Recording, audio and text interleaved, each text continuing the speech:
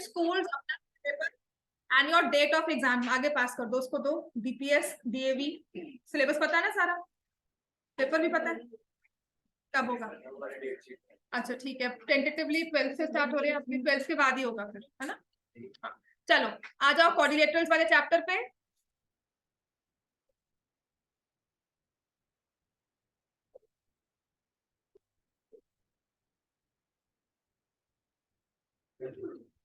क्या हो गया?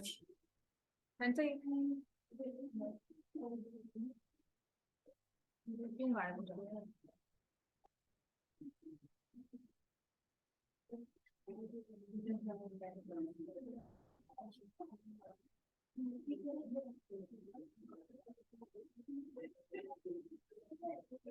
मिड पॉइंट थ्योरम का प्रूफ तो नहीं है पक्का ना?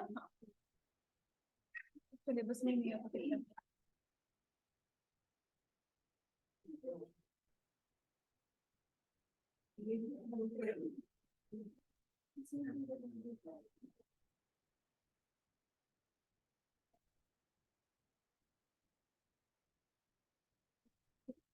तो चैप्टर है हमारा क्वाड्रिलेटरल्स। एग्जाम्पल हमने कहां तक किया था इसका?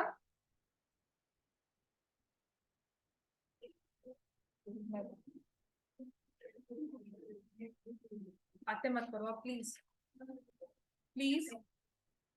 डिस्कशंस के लिए मैंने नहीं कहा है, अकेले क्वेश्चन सॉल्व करो। कुछ के आंसर्स दिए हुए हैं, कुछ के नहीं दिए हुए। जिनके नहीं दिए हुए वो छोड़ देना, आंसर्स डिस्कस भी नहीं करने हैं। मेरा ये आ गया, तुम्हारा ये आ गया, कुछ मत करो अभी। एंड प्लीज डोंट इंटरप्ट, बिल्कुल भी मुझे आवाज ना आए। एग्जाम्पल नंबर 7 हो गया था नहीं?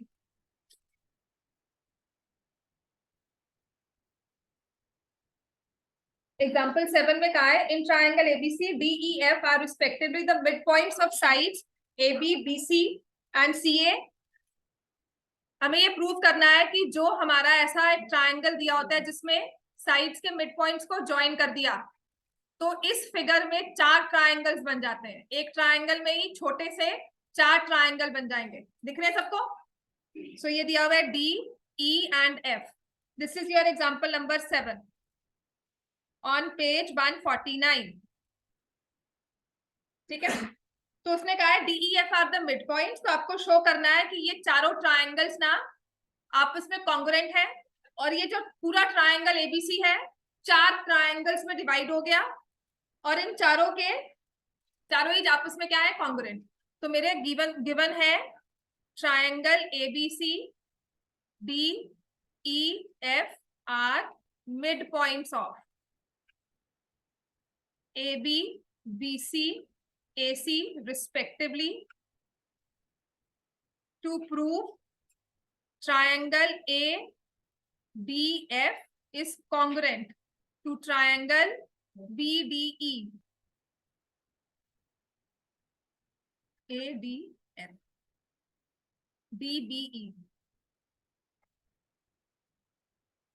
ठीक है, is congruent to triangle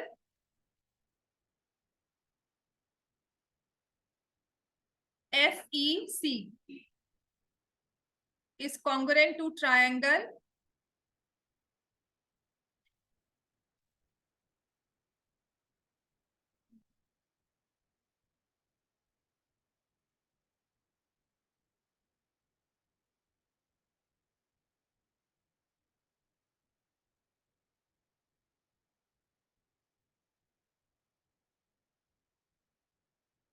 इसका 1-to-1 कॉरेस्पॉन्डेंस होगा। देखो मैंने लिया है FE, तो FE के साथ इक्वल होगा यहाँ पर AB, तो ये आ जाएगा इफ आई राइट EF, फिर मैंने लिखा है EC, तो यहाँ पर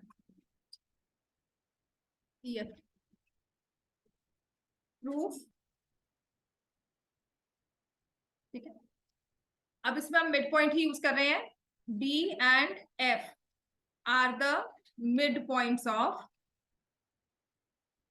AB and AC, therefore by mid point theorem। क्या कहती है मिड पॉइंट थ्योरम?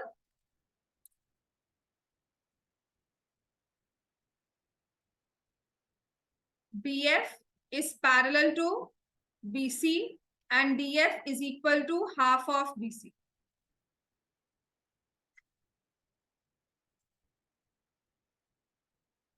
ठीक है, इस तरह से मैं लिख लूंगी सिमिलरली, क्योंकि एक बार मिड पॉइंट लिख चुके हैं। तो similarly DE is parallel to AC, DE is half of AC। DF और DE के बारे में मैंने लिख दिया, समझ में आ गया। Same rule. थर्ड वाली साइड क्या होगा फिर बताओ सिमिलरली?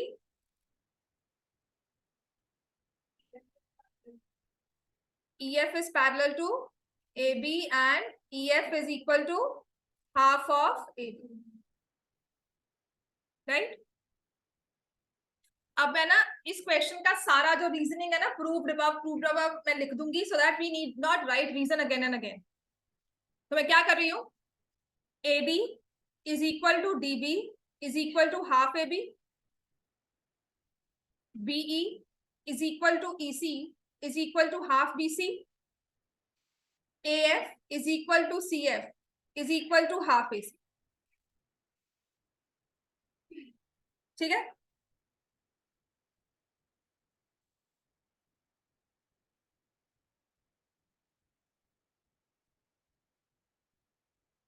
अब आपको ना दो ट्रायंगल्स को कॉन्ग्रुएंट प्रूव करना है। वो कौन से हैं? ADF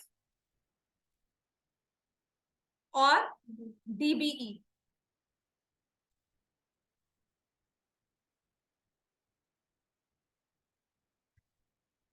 अच्छा, इससे भी इजी ले लो, बहुत डायरेक्टली मतलब एक लाइन में आ जाएगा। इस DFEB के बारे में क्या बोल सकते हो? क्या है ये? पैरेललोग्राम प्रूव कर सकते हैं। DF is parallel to BE, DB is parallel to EF। तो ये DFEB is a parallelogram. DE उसका क्या है? डायगोनल। डायगोनल। और पैरेललोग्राम का डायगोनल क्या करता है?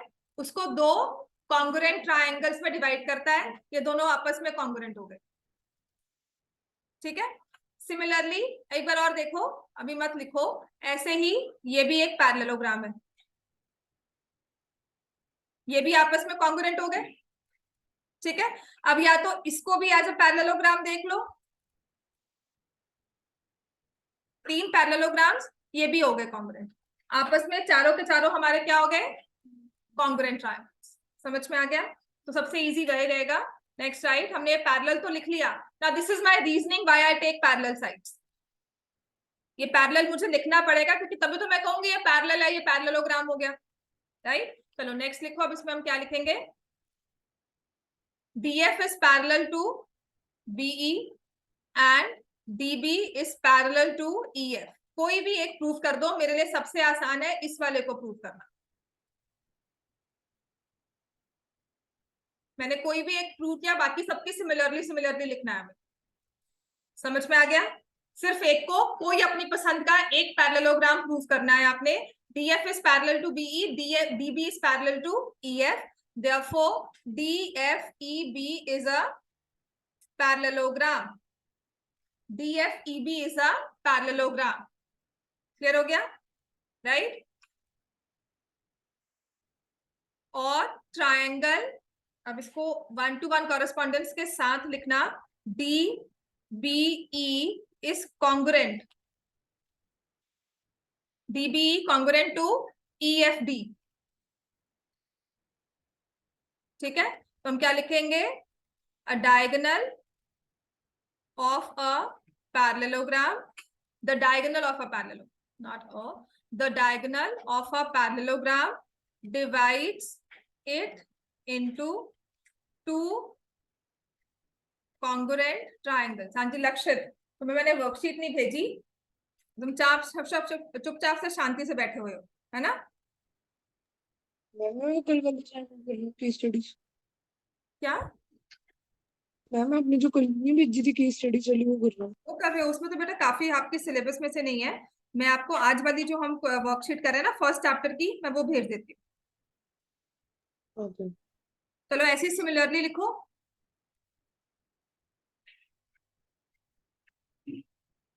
मैं ग्रुप में फॉरवर्ड कर रही हूँ, इन केस किसी के पास नहीं होगी तो ये आ जाएगी।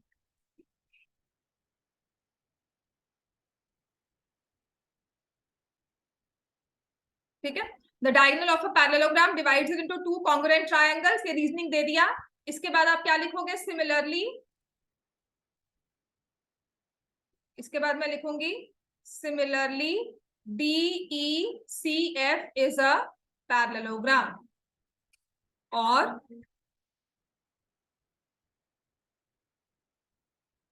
triangle EFD is congruent to triangle FEC. ये नंबर 1, ये नंबर 2, एंड सिमिलरली तीसरा वाला आएगा ADEF। समझ में आ गया? 3 आपने पैरेललोग्राम्स देने हैं। सबसे इजी प्रूफ है ये, इज अ पैरेललोग्राम, और triangle ADF is congruent to triangle EFD from 1 to 3। ठीक है, तीनों के तीनों, आप चारों के चारों आपस में क्या हो गए? Congruent. All the 4 triangles are congruent. Clear हो गया इतना? Example number 8।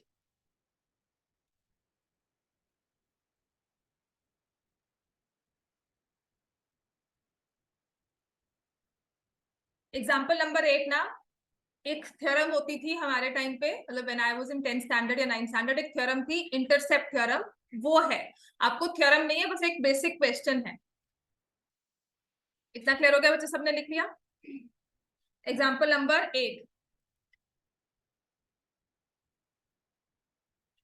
एग्जाम्पल 8 में कहा है, there are 3 parallel lines LMN intersected by 2 transversals PQ, L and M cut off equal intercepts AB and BC on P. Now what does this intercept mean? Equal intercepts है तो वो क्या मतलब हुआ? तो आपको शो करना है LMN cut off equal intercepts DE and EF on the other transversal। ये ट्रांसवर्सल वाली थ्योरम होती क्या है? इसको हम इंटरसेप्ट थ्योरम कहते हैं। ठीक है, ये 3 पैरेलल लाइंस हमें दी हुई है, कोई भी नाम ले लो, एक ट्रांसवर्सल इनको ऐसे क्रॉस करते हुए जा रही है, राइट? इंटरसेप्ट वो होता है ट्रांसवर्सल का वो हिस्सा जो पैरेलल लाइंस के इन बिटवीन है। जैसे कि ये देखो, ये उसने इसको नाम दिया हुआ है AB और C। AB is the intercept, BC is the intercept. इतना हिस्सा उसने अपने अंदर रख लिया। ट्रांसवर्सल पूरी एक स्ट्रेट लाइन है, इतना हिस्सा अपने अंदर रख लिया, तो AB and BC are the intercept, और इनमें रिलेशन है कि आपस में इक्वल है। ठीक है, तो कहता है कि जब ऐसा होता है ना कि 3 पैरेलल लाइंस हो, 3 या 3 से ज्यादा, मिनिमम 3 चाहिए, और उनके दोनों इंटरसेप्ट्स आपस में इक्वल है, तो इन तीनों पैरेलल लाइंस पर कोई भी ट्रांसवर्सल ड्रॉ कर लो, जैसे मर्जी ड्रॉ कर लो, उनके इंटरसेप्ट्स भी इक्वल हो। तो उसने कहा कि देखो ये P जा रही थी, ये LMN दी हुई 3 लाइंस, ये P जा रही थी, ऐसे उसने कहा कि कुछ ऐसी Q जा रही है हमारे पास। ठीक है, कुछ ऐसा एक Q लाइन जा रही है, ट्रांसवर्सल Q जा रही है, और उसके इंटरसेप्ट्स हैं DE एंड EF। तो अगर AB और BC इक्वल है तो DE और EF भी इक्वल होंगे, ये हमें प्रूव करना है। गिवन देखो सबसे इजी है, L is parallel to M is parallel to N, P and Q are transversal such that AB is equal to BC. To prove DE is equal to E, और बड़ा आसान इसका proof है। ठीक है, कंस्ट्रक्शन थोड़ी सी है, क्योंकि ये ट्रायंगल कोई नहीं फॉर्म हो रहा, तो मैंने इस ऑपोजिट्स वाले को ज्वाइन कर,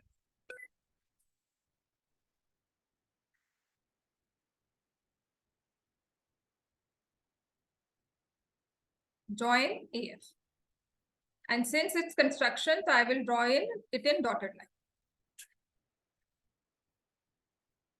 right? So construction join AF, इस पॉइंट को मैंने नेम दे दिया G। ट्रायंगल ACF देखो, लुक एट ट्रायंगल ACF। ठीक है, B क्या है? B को हम क्या कह सकते हैं? मिड पॉइंट किसका? AC का। और BG जो है वो क्या है? पैरेलल टू CF, पैरेलल है ना, पार्ट्स ऑफ पैरेलल लाइन। तो what can I say about G? Mid point of A F. अब आ जाओ, ये अपसाइड डाउन ट्राइंगल दिख रहा है हमें, A F D. G mid point हम पहले प्रूव करके आए हैं अभी, ये जी पैरेलल ए डी है, तो क्या हो गया, E is the mid point. अगर ई मिड पॉइंट है तो D is equal to E F. समझ में आ गया? तो हम लिखेंगे इन ट्राइंगल एसीएफ, इसका बहुत सिंपल सा ये प्रूफ है। I will raise this given to prove, मैं रेज कर रही हूँ, है ना, यहीं पे लिख देती हूँ, फिगर चेंज नहीं करनी पड़ेगी मुझे। तो मेरे पास है प्रूफ में, I will write in triangle A C F, B is the mid point of A C and B G is parallel to C F. तो यहां पे हम यूज करते हैं converse of mid point theorem. जहां पे mid point और parallel दिया हो वो कन्वर्स होता है, जहां पे सिर्फ मिड पॉइंट दिए हो वो मिड पॉइंट थ्योरम बेसिक होती है। तो by converse of mid point theorem, G is the mid point of A F. Similarly in triangle A F D, G is the midpoint of AF and GE is parallel to AD. अब midpoint theorem पहले लिख चुके हो, तो हम लिखेंगे E is the midpoint of DF और DE is equal to EF. Hence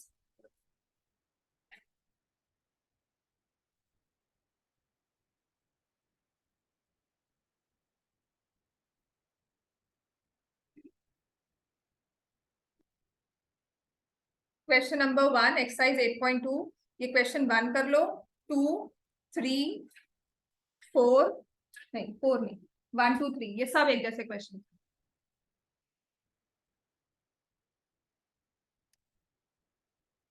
दिए क्वेश्चन सब हो रहे हैं सॉल्व।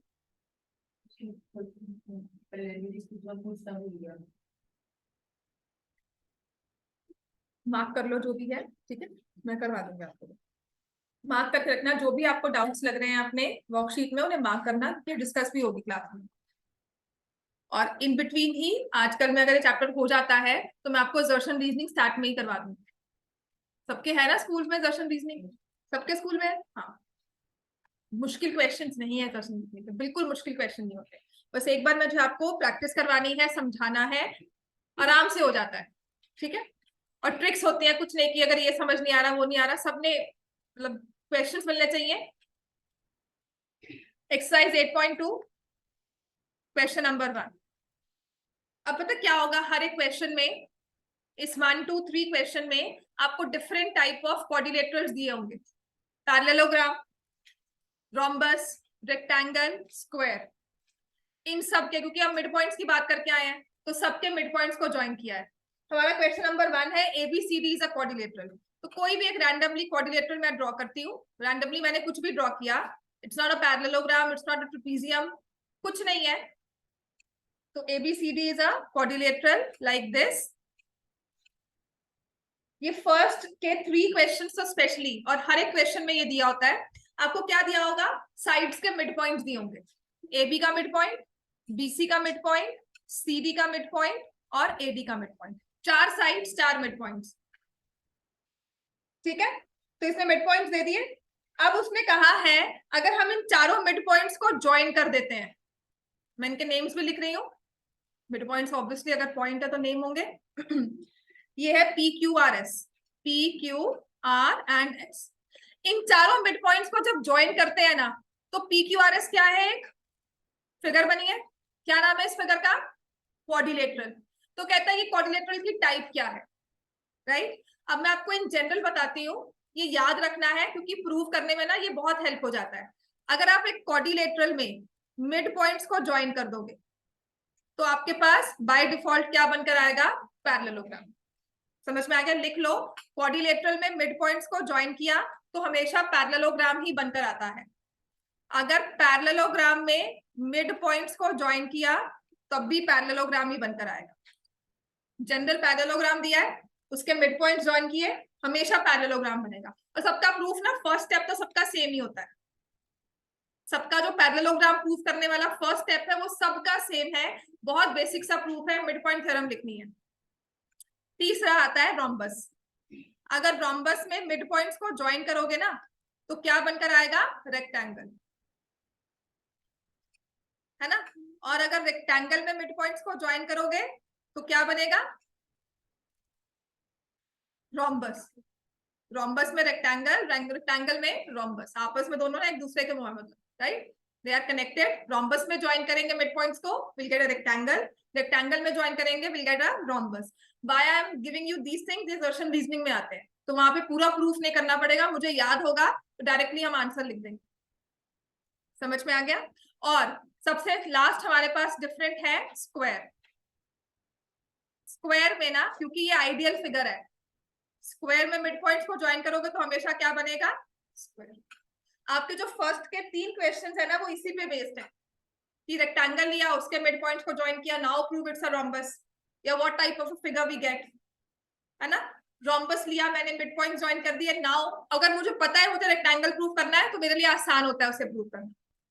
सिर्फ इतना सा फर्क है, इफ आई नो रोम्बस दिया है, उसके अंदर के क्वाड्रिलेटरल का टाइप बताना है, मुझे नहीं कहा प्रूव इट्स अ रेक्टेंगल, तो if I know it's a rectangle मेरे लिए प्रूव करना वो आसान हो जाएगा। Parallelogram with one angle 90 degree, काम खत्म। समझ में आ गया, इसको याद रख लेना लिस्ट को, राइट। पैरेललोग्राम तो बनेगा ही बनेगा। रोम्बस में क्या बनता है, रोम्बस में क्या बनता है, रेक्टेंगल, और रेक्टेंगल में क्या बनता है, रोम्बस, और स्क्वायर में हमेशा क्या बनेगा, स्क्वायर, और कोई भी जनरल क्वाड्रिलेटरल दिया होगा तो पैरेललोग्राम। समझ में आया। चलो अब इसको प्रूव कैसे करते हैं, तो वही given ABCD is a quadrilateral, लिखो गिवन टू प्रूव लिख लो। एसी डायगोनल ज्वाइन किया हुआ है तो मैं उसको भी ज्वाइन कर देती हूँ, राइट, उसने दिखा हुआ है कि एसी ज्वाइंट है, डॉटेड रखने की फिर जरूरत ही नहीं है, इक्वेशन में गिवन है। अब उसके बाद ये 3 चीजें आपको प्रूव करनी है, P Q R S. So given to prove लिख लोगे, गिवन में क्या आएगा, ABCD is a quadrilateral, P Q R S are the mid points, जो लिखा हुआ है of sides A B B C C D D A, लिखो, I am not writing because I don't want to rub it. Given quadrilateral ABCD, P, Q, R and S are the midpoints of AB, BC, CD, DA respectively. AC is diagonal. To proof में आपके ये 3 points हैं, इन तीनों को लिख दोगे। अब आ जाते हैं प्रूफ पर। समझ में आ गया। किसी भी क्वेश्चन में ज्योमेट्री में गिवन तो लिखना आता है ना सबको, है ना। हाँ, टू प्रूफ तो दिया हुआ वही लिखना है। जैसे यहाँ पर एसी को ज्वाइन करने को कहा हुआ था, डायगोनल दिया हुआ था, तो मैंने कंस्ट्रक्शन में नहीं लिखा, नहीं होगा तो उसको कंस्ट्रक्शन बना के लिख देना कि ज्वाइन एसी, राइट। चलो अब आते हैं प्रूफ पे। मुझे एसी को ज्वाइन करके क्या मिलता है, किसी भी क्वाड्रिलेटरल में डायगोनल को ज्वाइन करके क्या बनता है, 2 ट्रायंगल्स। ट्रायंगल में ये एस और आर मिड पॉइंट्स है, समझ में आ गया। तो क्या यूज हो जाएगी, मिड पॉइंट थ्योरम। मैं लिखूंगी इन triangle ADC, and the simplicity of these questions is repetition है, बार बार। सिर्फ आपने समझना है कहाँ पे क्या प्रूव कर रहे हैं, बात वही घुमा घुमा कर कही जाएगी। आपने अपने ट्रायंगल्स वाले चैप्टर में भी देखा होगा, सेम क्वेश्चन बार बार वही रिपीट होकर उसी चीज को हम प्रूव करते हैं, right. In triangle ADC S is the mid point of, किसका मिड पॉइंट है, AD, and R is the mid point of BC या सीडी। देयरफॉर बाय कौन सी थ्योरम, जब 2 मिड पॉइंट्स दिए हो तो कौन से लिखते हैं, मिड पॉइंट थ्योरम। अगर मिड पॉइंट और पैरेलल लाइन दियो तो कन्वर्स होता है।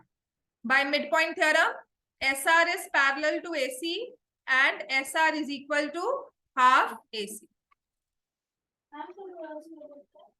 जब पैरेलल और मिड पॉइंट, एक मिड पॉइंट और पैरेलल दिया, जब 2 मिड पॉइंट दिए हो तो मतलब वो मिड पॉइंट थ्योरम होगी ना, वो मिड पॉइंट के बारे में बात कर रही है, ठीक है। सिमिलरली अब कौन सा ट्रायंगल लेंगे इसके बाद, एबीसी। इसके सामने वाला। Similarly in ABC PQ is parallel to AC and PQ is equal to half of AC. ये भी हम क्या यूज कर रहे हैं, mid point theorem. And when I am writing mid point similarly, इसका मतलब बार बार वो नहीं लिखना होता, राइट। 4 मार्क्स में क्वेश्चन आया तो लिख देना, वो यूसेज के हिसाब से, हमारे मार्क्स के हिसाब से हम उसको काट छांट लेते हैं। ठीक हो गया इतना। अब एक चीज आपको कहा, ये दूसरी चीज, एसआर ने कहा मैं एसी को पैरेलल हूं, पीक्यू भी कह रही है मैं एसी को पैरेलल हूं। तो from 1 and 2 SR is parallel to PQ, SR is equal to PQ. ये कौन सा हमारे पास रूल आया, Euclid, lines which are parallel to same line are parallel to each other, है ना। एसआर कह रही है मैं एसी को पैरेलल हूं, वहां पीक्यू ने भी कहा मैं एसी को पैरेलल हूं, तो एसआर